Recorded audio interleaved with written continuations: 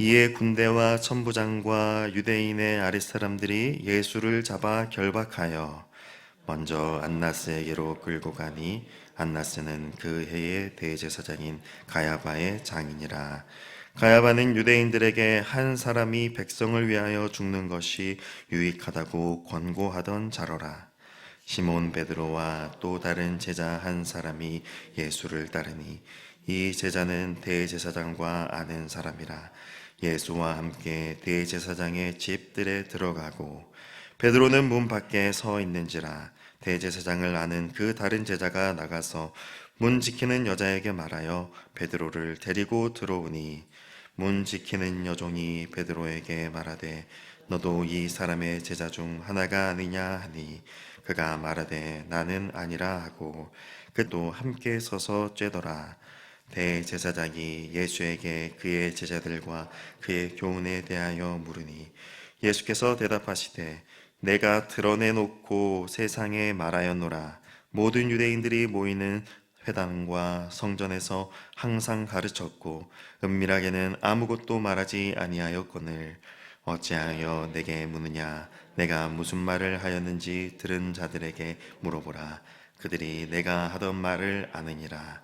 이 말씀을 하심에 곁에 섰던 아랫사람 하나가 손으로 예수를 쳐 이르되 네가 대제사장에게 이같이 대답하느냐 하니 예수께서 대답하시되 내 말을 잘못한 것을 증언하라. 바른 말을 하였으면 네가 어찌하여 나를 치느냐 하시더라. 안나스가 예수를 결박한 그대로 대제사장 가야바에게 보내니라. 시몬 베드로가 서서 불을 쬐더니 사람들이 묻되 너도 그 제자 중 하나가 아니냐. 베드로가 부인하여 이르되 나는 아니라 하니 대제사장의 종 하나는 베드로에게 귀를 잘린 사람의 친척이라. 이르되 네가 그 사람과 함께 동산에 있는 것을 내가 보지 아니하였느냐. 이에 베드로가 또 부인하니 곧 닭이 울더라. 아멘. 사랑하는 성도 여러분, 예수님은 스스로 고난을 선택하시고 죽음을 향해 걸어가십니다. 십자가를 향하여 가시기 위해 군대에게 붙잡히시고 결박당하셔서 안나스에게 끌려가십니다. 베드로는 예수님을 지키려고 했습니다. 그래서 칼을 뽑아 대제사장의 종 말고의 오른쪽 귀를 쳐서 베어버렸습니다. 예수님은 그러한 베드로를 보고 칼을 칼집에 꽂으라 하십니다. 그리고 말씀하시길 아버지께서 주신 잔을 내가 마시지 아니하겠느냐라고 하십니다. 예수님은 스스로 죽음을 선택하시고 십자가를 향하여 걸어가시는 것입니다. 예수님은 대제사장 가야바의 장인 안나스에게 먼저 끌려가십니다. 안나스에게 신문 받으신 후에 대제사장 가야바에게 끌려가게 될 것입니다. 본문 14절은 가야바가 어떤 인물인지를 소개합니다. 그는 한 사람이 백성을 위하여 죽는 것이 유익하다라고 권고한 자입니다. 즉, 이 대제사장 가야바가 권고한 말대로 유대인들은 예수님을 십자가에 못 박아 죽이고자 했던 것입니다. 당시 유대인 사이에서 사람을 죽이고 살리고 하는 데 있어서 이 대제사장의 말이 매우 큰 영향을 미치고 있음을 보여줍니다. 가야바의 이 말은 물론 예수님을 죽이기 위해 한 말입니다. 그러나 이 말은 또한 매우 부정할 수 없는 사실이죠. 예수님 한 분의 죽음으로 인하여 수많은 하나님의 백성들이 죄 사함의 구원을 받을 것이기 때문입니다. 이어지는 본문 15절은 베드로의 모습을 보여줍니다. 마치 한편의 영화와 같이 예수님의 모습과 베드로의 모습이 교차되어 등장합니다. 그리고 그 모습이 서로 매우 상반된 모습이라는 걸 묘사하고 있습니다. 베드로는 또 다른 제자 한 사람과 함께 붙잡히신 예수님을 따라가고 있었습니다. 또 다른 그 제자는 대제사장 가야바와 아는 사이다라고 알려줍니다. 그리고 예수님과 함께 대제사장의 집들에 들어갔다라고 합니다. 그런데 16절 말씀을 보니 베드로는 문 밖에 서 있었다라고 말씀합니다. 다른 제자는 예수님을 따라서 대제사장의 집들 안에 들어갔는데 어떤 이유에서인지 베드로는 혼자 문 밖에 서 있었던 것입니다. 그러자 그 다른 제자가 문 밖으로 나와서 문 지키는 여자에게 말하여 베드로를 문 안으로 데려오게 합니다. 그런데 하필 이 문 지키는 여종이 베드로에게 묻습니다. 너도 이 사람의 제자 중 하나가 아니냐라고 묻습니다.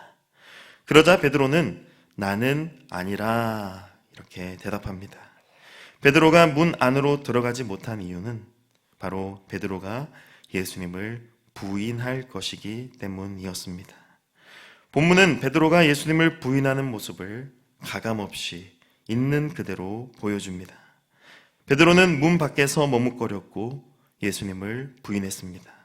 심지어 18절 말씀을 보니 때는 추운 겨울이었고 베드로는 종과 아랫사람들과 함께 서서 불을 쬐었다라고 말씀합니다.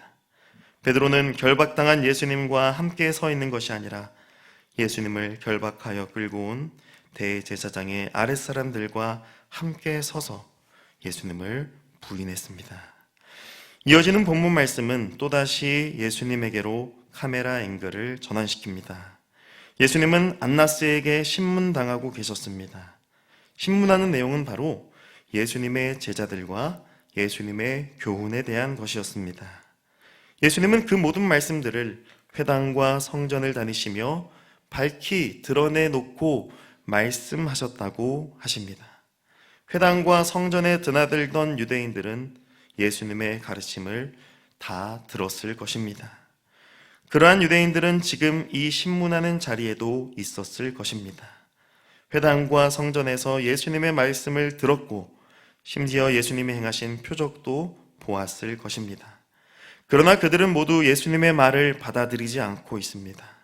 심지어 예수님의 대답을 듣자 아랫사람 하나가 손으로 예수님을 때려버립니다. 예수님의 말씀 자체를 거부하고 무시하는 것입니다. 심지어 예수님을 비천한 존재로 여기며 조롱하는 행위와도 같은 것입니다. 이렇게 예수님은 안나스와 아랫사람들에게 조롱당하고 계십니다.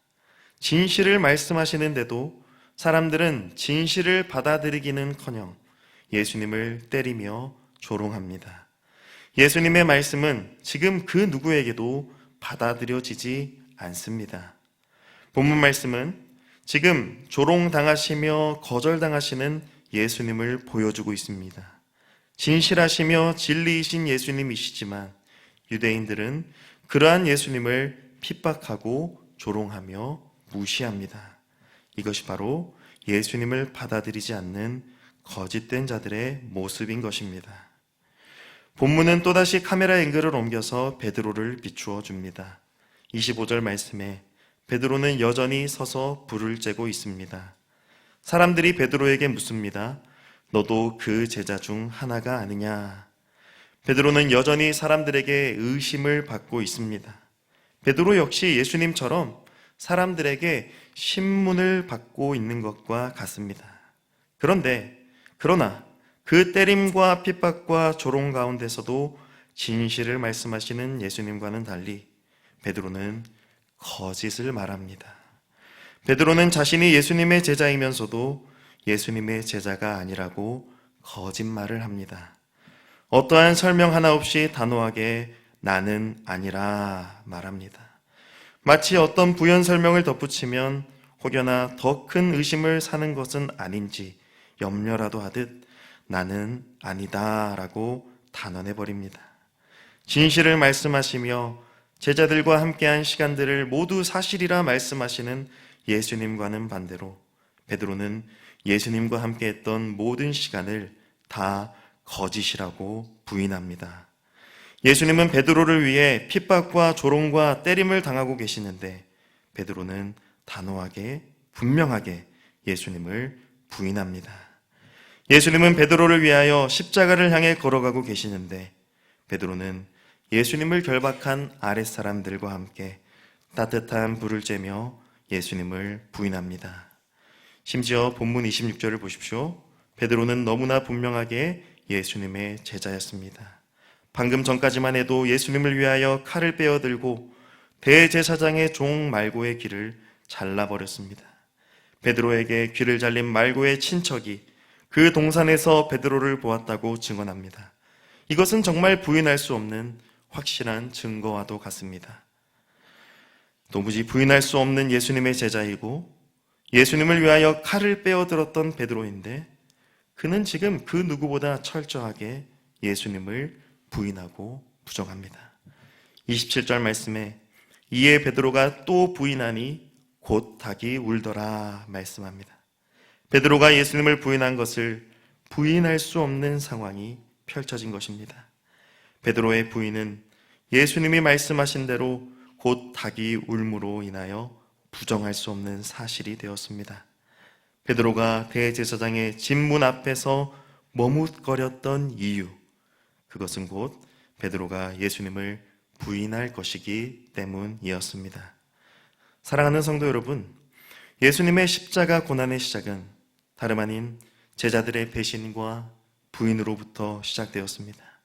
가룟 유다의 배신, 그리고 베드로의 부인, 예수님과 함께했던 제자들이었지만 그들은 예수님을 배신했고 부인했습니다. 이것은 곧 예수님이 당하신 십자가 고난의 시작이었습니다. 예수님은 그 모든 배신과 부인을 알고 계셨지만 그럼에도 불구하고 묵묵히 고난의 길, 십자가 죽음을 향하여 걸어가셨습니다. 아니, 오히려 그 모든 배신과 부인을 아셨기 때문에 이 십자가 고난과 죽음을 향하여 걸어가신 것인지도 모르겠습니다. 우리를 그 거짓된 배신과 부인의 구덩이에서 건지시기 위하여 예수님은 진실을 말씀하시고 참되신 그 구속의 길로 걸어가신 것입니다. 우리의 그 죄악됨을 아심에도 불구하고, 우리의 그 연약함을 아심에도 불구하고 예수님은 그러한 우리를 불쌍히 여기사 구원하시려고 그 십자가의 길을 걸어가셨습니다. 주님의 고난은 우리에게 그 어떠한 조건을 요구하지 않습니다. 우리는 철저히 무능하고 무지하고 연약한 죄인이지만 주님은 그러한 우리를 위하여 고난과 죽음을 당하셨습니다. 우리가 죄인들과 함께 따뜻한 불을 쬐고 있음에도 불구하고 주님은 핍박과 조롱과 매맞음의 자리로 묵묵히 걸어가셨습니다. 우리가 주님을 모른다고 하며 세상 죄악 가운데 함께 서서 불 쬐고 있을 때 죄인들과 함께 멍에를 메고 있음에도 불구하고 그러한 우리를 위하여 십자가 고난의 길로 걸어가셨습니다. 우리가 잘나서, 우리가 잘해서가 아니라 우리가 철저히 죄인임에도 불구하고 주님은 우리를 위하여 자기 몸을 버려 십자가를 향해 걸어가셨습니다. 사랑하는 성도 여러분, 이 놀라운 주님의 은혜, 우리에게서는 눈 씻고 찾아볼 수 없는 그 진실하신 주님의 십자가 사랑 앞에 담대히 서는 우리가 되기를 소망합니다. 나 같은 죄인을 위하여 그 고난 앞에 서시고 죽음을 향해 걸어가신 주님을 바라보기를 소망합니다.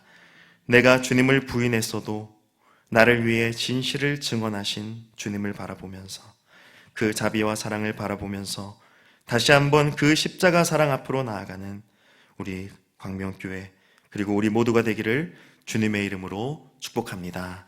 아멘. 하나님 아버지 감사합니다. 주님을 부인하며 살았던 죄인된 날 위하여 그 핍박과 조롱의 십자가 고난 당하신 예수님 감사합니다. 우리는 여전히 연약하여 지금도 내 삶의 편안함을 위하여 주님을 부인하는 죄인이오니 우리에게 십자가의 놀라운 은혜와 사랑을 베풀어 주시옵소서. 그 십자가의 은혜와 사랑으로 다시 한번 주님 앞에 내 삶 전부를 돌이키는 은혜가 있게 하여 주시옵소서. 고난주간을 지내며 십자가를 더 분명히 바라보게 하시고 주님이 얼마나 크고 놀라운 은혜와 사랑을 베푸셨는지 깨닫게 되는 은혜를, 그 성령의 은혜를 우리 광명교회 위에 충만케 부어 주시옵소서. 이 모든 말씀 죄인된 날 위하여 핍박과 조롱과 고난당하신 주 예수 그리스도의 이름으로 기도드리옵나이다. 아멘.